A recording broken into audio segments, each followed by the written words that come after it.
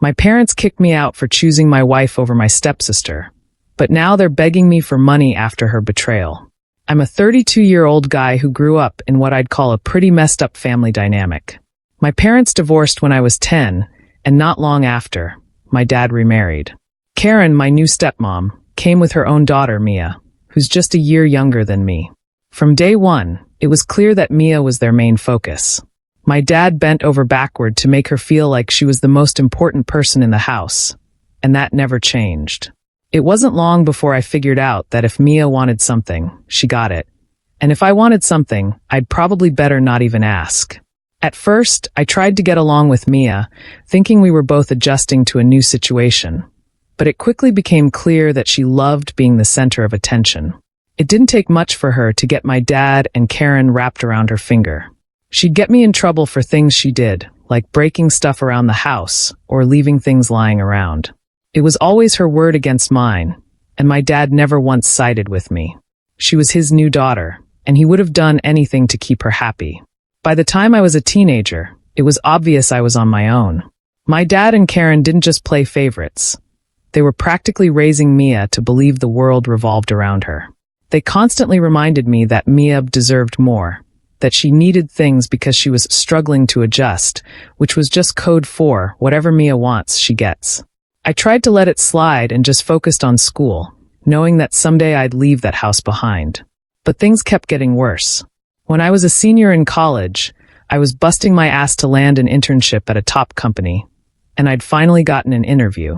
My dad knew how much it meant to me, but Karen had other plans. She thought the position would be perfect for Mia and got it in her head that Mia should apply too. I wasn't too worried because Mia didn't even have the qualifications, but somehow Karen pulled some strings through a family friend and Mia got the job. Just like that, they handed her the opportunity I'd been working for, and she had no shame about taking it. That was probably one of the first times I felt real resentment towards my dad. I realized he didn't care about my future or my goals. All he cared about was making sure Mia was on top, no matter who he had to step on to get her there. After that, I stopped telling them anything important about my life. When I finally graduated and landed a good job, my dad and Karen were all smiles. Suddenly, they thought I should start giving back to the family. They told me I should contribute to a family fund that would help cover household expenses. I had student loans and was barely getting by, but I agreed out of guilt, thinking maybe it'd go towards bills or something important. It didn't take long to find out that my so-called contributions were mostly being funneled to cover Mia's rent, her car, and even a trip she took with her friends. When I confronted them, they acted like I was being selfish, saying that Mia was struggling and that family supports each other. I told them I'd only keep contributing if I had proof of where the money went, and they immediately got defensive. That was the end of the family fund. Then I met Sarah. She was nothing like my family. She was down-to-earth, kind, and didn't care about material things. We fell in love quickly, and when I proposed, I felt like I'd finally found a real partner. My family, of course, had other thoughts. Sarah wasn't from a wealthy background, and they didn't think she'd fit in with us. Karen even went as far as suggesting I introduce Mia to some of my successful single friends, saying Mia would make a better match.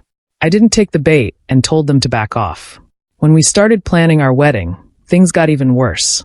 I asked my dad if they could help with some of the expenses, and he flat out told me that they were saving up to help Mia buy a house.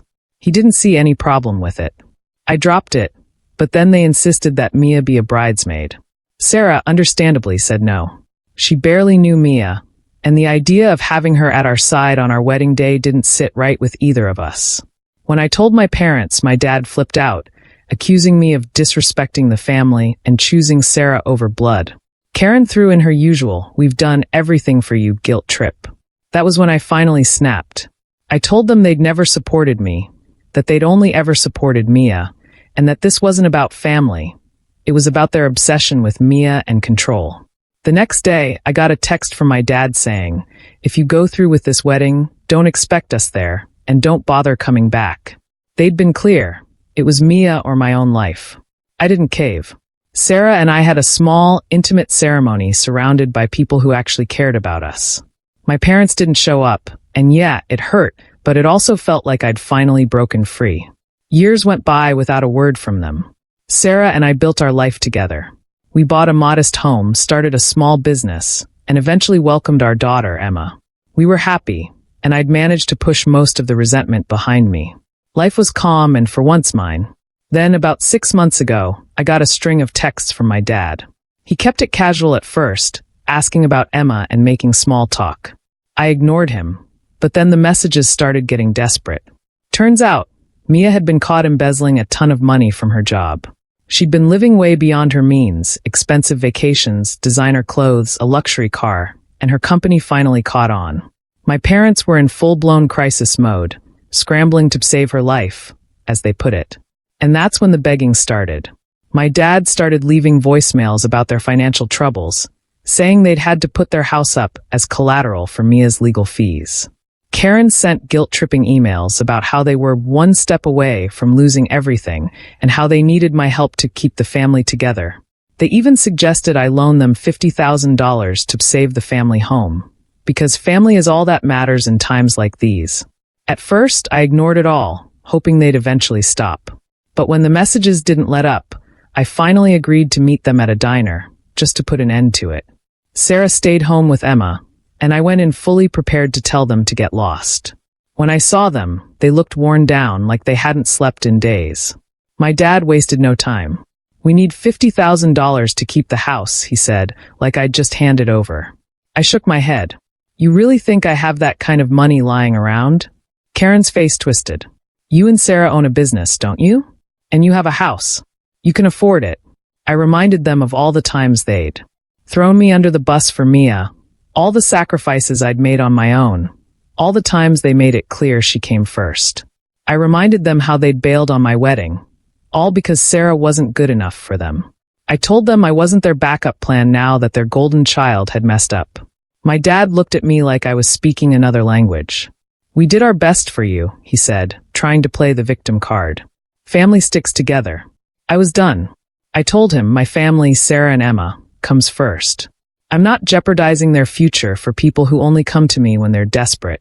As I stood up to leave, Karen muttered, "I hope you can live with yourself after this." I looked her in the eye and said, "I've been doing just fine without you." I thought that would be the end of it, but my dad wasn't ready to let go. He showed up at my house the next week. He'd never visited before, never met Emma, and seeing him on my doorstep, desperate, felt like some kind of twisted joke. He begged me to hear him out, rambling about how the family was falling apart and how Mia's life would be ruined without my help. He even tried to spin it like he was asking for himself and Karen, not Mia. He said, "Do you really want us to lose everything?" I asked him why he didn't sell some of Mia's luxury items, the car, the designer stuff. He just stammered, saying he couldn't do that to her. Even when she'd hit rock bottom, he couldn't bring himself to make her face the consequences. I told him, "If you can't hold Mia accountable, don't expect me to clean up your mess." He looked like I'd slapped him, but I didn't care. I closed the door on him, and that was that. A couple of days later, Karen tried a new tactic, telling me I've owed it to Emma to keep the family together. She said Emma would benefit from having her grandparents in her life, that I'd regret cutting ties. That was the last straw. I told her, Emma doesn't need family members who only show up when they want something. She deserves better than that. I made it clear that I wouldn't be changing my mind, and that we were done. I could practically hear her shock through the phone, like she'd never imagined I'd put my foot down so firmly. But I was done being their fallback option. After that conversation, they finally went silent, and it stayed that way for a while. Part of me thought they'd show up again with some new guilt trip or manipulative plea, but they've kept their distance, maybe realizing there's nothing left to gain. And for once, I feel like I've actually got control over my own life, free from their constant drama. Sarah and I continue to build a life focused on love and respect, with no strings attached. Emma is growing up in a stable, happy home, surrounded by people who genuinely care about her. I'm not naive enough to think my parents or Mia will change, but I've come to terms with that. Their version of family was toxic, built on control and favoritism, and it took me years to realize I didn't have to be a part of it. They made their choices, and I've made mine. I used to think cutting them off would make me feel guilty, but honestly, it's given me a peace I never thought I'd have. For once, I'm living my life for me and the people who actually matter. And that's more than enough.